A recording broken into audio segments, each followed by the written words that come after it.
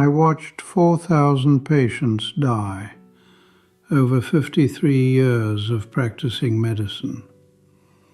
I signed their death certificates. I held their hands in their final hours. I told their families. And I am going to tell you something that most of those people had in common. They did not have to die when they did.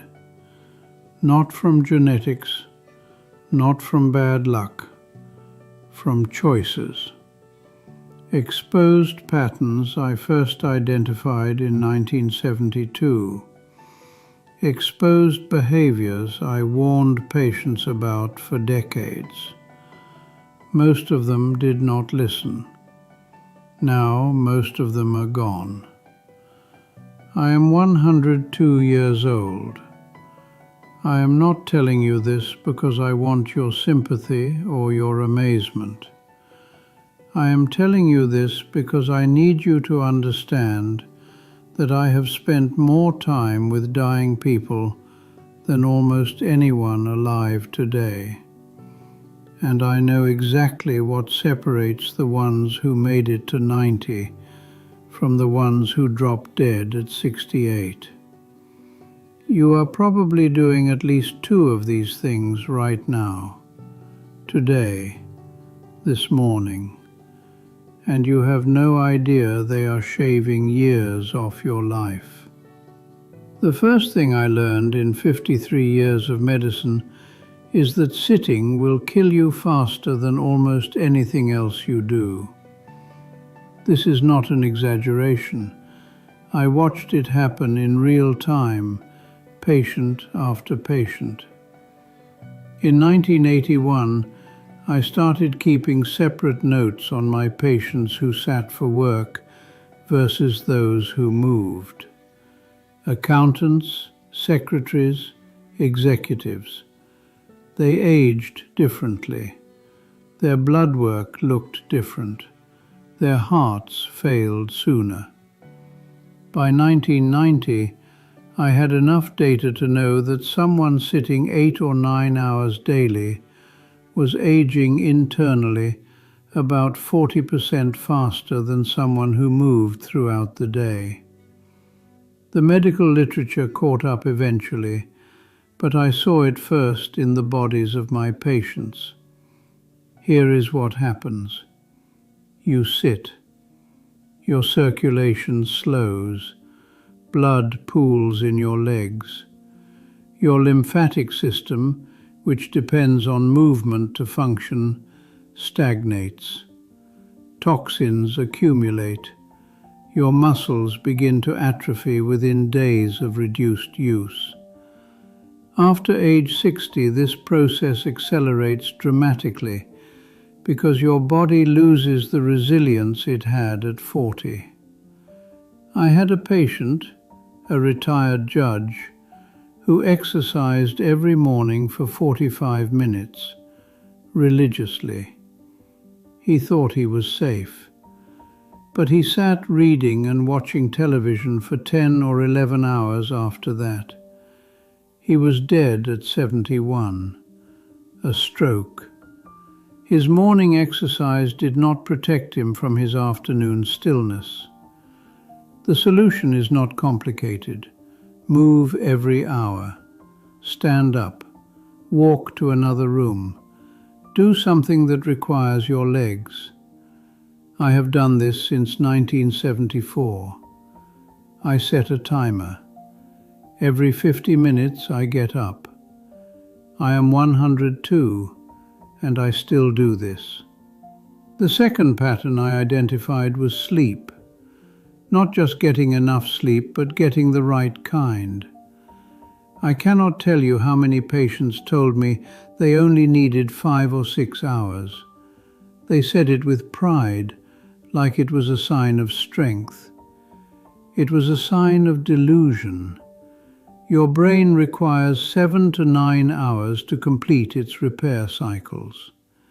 During deep sleep, your glymphatic system flushes out metabolic waste including the proteins associated with cognitive decline.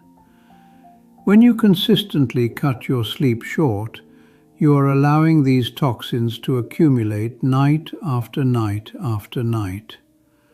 I watched patients who slept poorly develop memory problems a full decade earlier than those who slept well.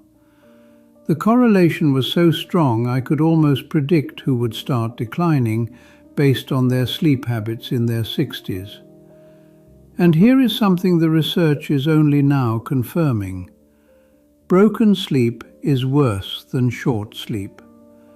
Waking up 4 or 5 times per night, even briefly, prevents you from reaching the deep stages where restoration happens. Many of my patients did not even know they were waking. Their spouses knew, but they did not. If you wake up tired after 8 hours in bed, something is wrong. The third thing that kills people after 60 is loneliness. I know this sounds soft. It is not. Loneliness triggers a chronic stress response in your body. Your cortisol remains elevated. Your immune function decreases. Your inflammation markers rise. I had patients who were otherwise healthy but lived alone with no meaningful connections. They deteriorated faster than patients with serious chronic conditions who had strong social bonds. The data on this is overwhelming now, but I saw it clinically for decades.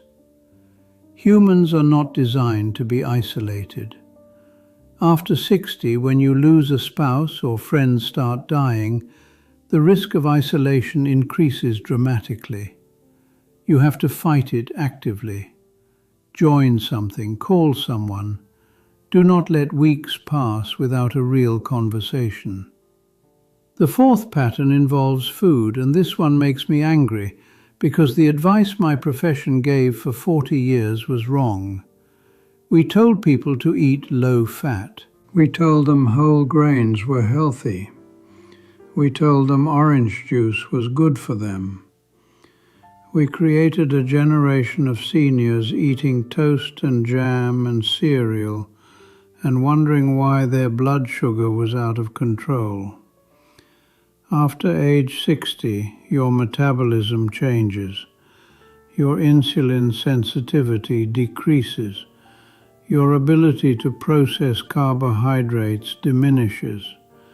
Foods that were fine at 40 become inflammatory at 70. I changed my own diet at 65 when I started seeing the patterns. I eliminated most processed carbohydrates. I increased healthy fats. I focused on vegetables and protein. My inflammatory markers dropped within 3 months. I recommend the same to my patients who would listen. Most would not. They trusted the old advice. Many of them are gone now. The fifth thing is chronic worry.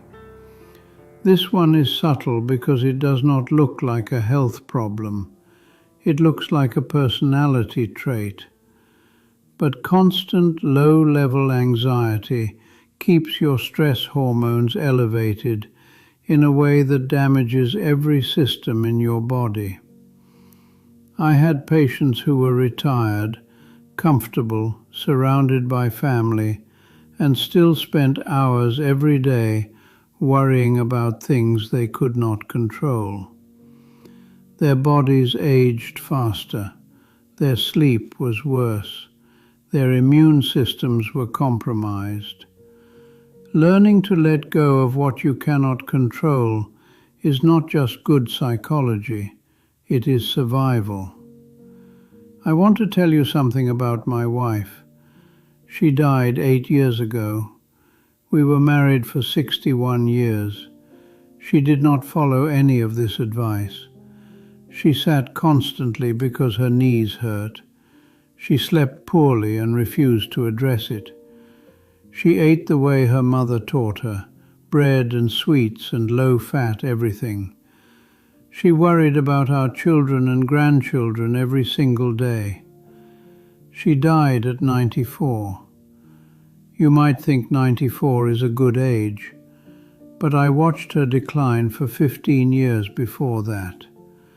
I watched her lose her mobility, her sharpness, her independence. Those final years were not a gift. They were a slow diminishment. She could have had another decade of real life. She chose not to change. I am 102. I live alone.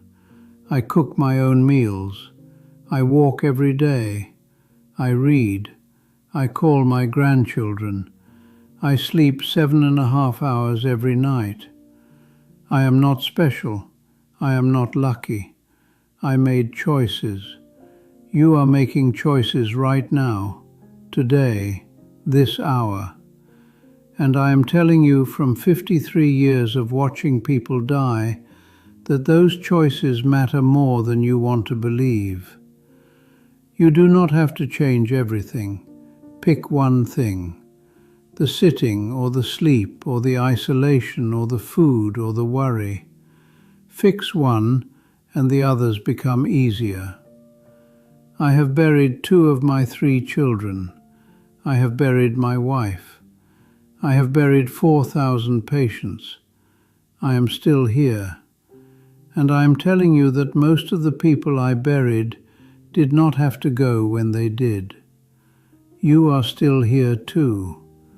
What are you going to do about it?